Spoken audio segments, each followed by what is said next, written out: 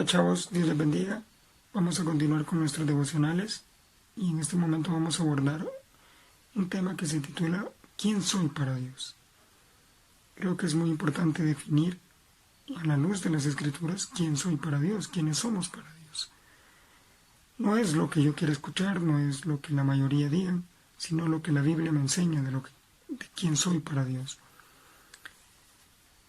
Así que, vamos a tratar de entender mejor quiénes somos para Dios, pero antes de hacerlo, creo que es necesario tener bien claro quiénes éramos para Dios antes de venir a Cristo.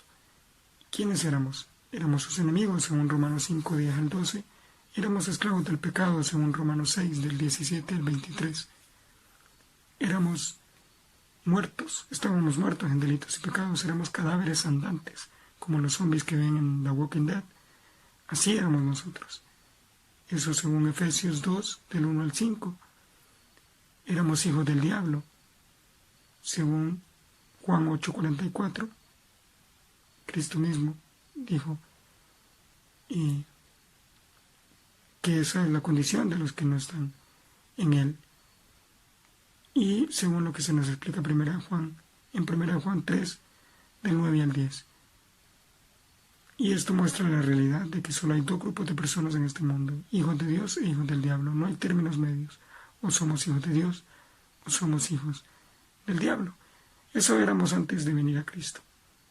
Ahora que estamos en Cristo la situación es distinta. Pero hay una condición que mantenemos.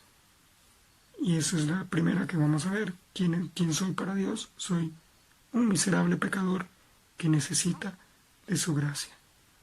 Y estando en Él, lo sigo necesitando. Así que vamos a ir a Romanos 3, del 10 al 12, que dice, como está escrito, no hay justo ni aun uno, no hay quien entienda, no hay quien busque a Dios, todos se desviaron, a una se corrompieron, no hay quien haga lo bueno, ni siquiera uno. No hay justo, no hay quien busque a Dios por su propia cuenta.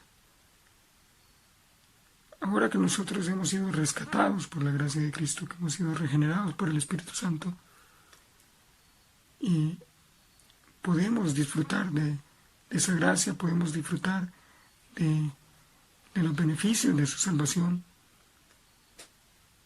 pero seguimos siendo pecadores, seguimos teniendo esa condición, esa naturaleza pecaminosa, y como lo explica Pablo, por eso es que se da esa lucha. En Romanos 7, 14 al 25, Pablo lo explica muy bien, que aunque con mi mente regenerada quiero servir al Señor, lo deseo, y mi carne anhela el pecado, y por eso se da esa lucha constante. Igual, en Gálatas capítulo 5 vemos que los deseos del Espíritu y los deseos de la carne están en constante oposición. Por eso necesitamos permanecer aferrados a Cristo, necesitamos recurrir constantemente a los medios de su gracia, que son la oración, la palabra, estudiar más a profundidad, sumergirnos en la palabra, la comunión con la iglesia, y entre otros. Pero vamos a ver qué nos dice el verso 24, siempre de Romanos 3, siendo declarados justos gratuitamente por su gracia mediante la redención que tienen en Cristo Jesús. Fuimos justificados gratuitamente por la gracia de Cristo. Pero es bien interesante esta palabra redención, porque la palabra griega que se traduce como redención